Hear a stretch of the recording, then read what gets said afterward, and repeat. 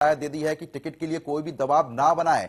ऐसे में देखने को मिलता है कि अपने लोगों को टिकट दिया जाता है, लेकिन मुख्यमंत्री ने यह बात कह दी, उसके बाद अब क्या स्थिति बनी हुई है? जी हाँ, बिल्कुल। कल देर शाम मुख्यमंत्री आवास 5 कालिदास मार्ग पर अहम बैठक थी।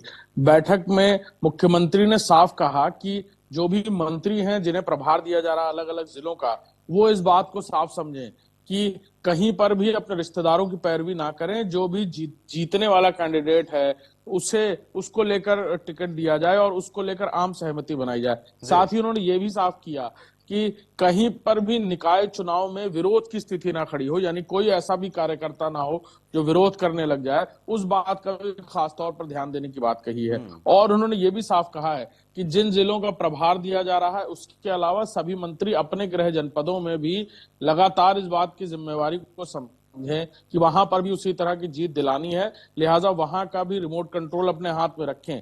ये उन्होंने दबे शब्दों में कहा और ये कहा कि उनको कभी भी जरूरत पड़ने पर किसी भी जनपद में प्रवास करना पड़ सकता है। निकाय चुनाव बिल्कुल प्राथमिकता है सरकार की भी और पार्टी की भी, लिहाजा इसको लेकर जो भी बन पड़ेगा सरकार और पार्टी की तरफ से वो किया जाए, लोगों तक संदेश पहुंचाया जाए। मंत्री खुद जनपदों में पहुंचे, दौरे कुछ कर रही है, क्या कुछ कर चुकी है, पार्टी की क्या नीतियां, आने वाले समय में कैसे जनता को और लाभ पहुंचा पाएंगे। बिल्कुल, क्योंकि देखिए भाई भतीजावाद खत्म करने के बाद जो बीजेपी करती है वो यहाँ पर देखने को भी मिला है कि अपने लोगों को टिकट ना दिया जाए, बल्कि जो योग्य उम्मीदवार है उसको ही टिकट दिया जाए। लेकिन अगर मंडल स्तर की बात कर लेते हैं तो वहां पर ये चीज किस तरीके से देखने को मिलेगी?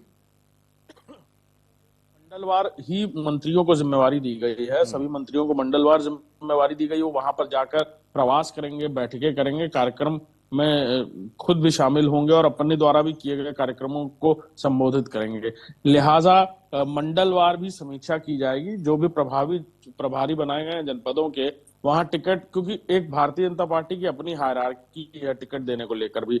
मंडल स्तर पर पहले पैरवी की जाती है, फिर जिला स्तर पर पैरवी होती है और फिर उसके बाद जो कमेटी है, जो टिकट देने के लिए जो कमेटी गठित की गई है, उस कमेटी तक वो नाम पहुंचते हैं। 3 नाम पहुंचते हैं सभी मंडलों से। उसके बाद वो जिला कमेटी भी उसको अप्रूव करती है। उसके बाद वो कमेटी जो प्रभारी हैं चुनाव के, उनके नाम सामने रखी है। उसमें पहले चुनाव लड़ चुके हैं या नहीं, उस पर एक बाकायदा भारतीय जनता पार्टी की तरफ से क्राइटेरिया है। उस क्राइटेरिया में अगर वो कैंडिडेट फिट बैठता है तो फिर उसे चुनाव लड़ने की पार्टी अपनी तरफ से स्वीकृति देती है, फिर सिंबल प्रदान करती है और चुनाव लड़वाती है।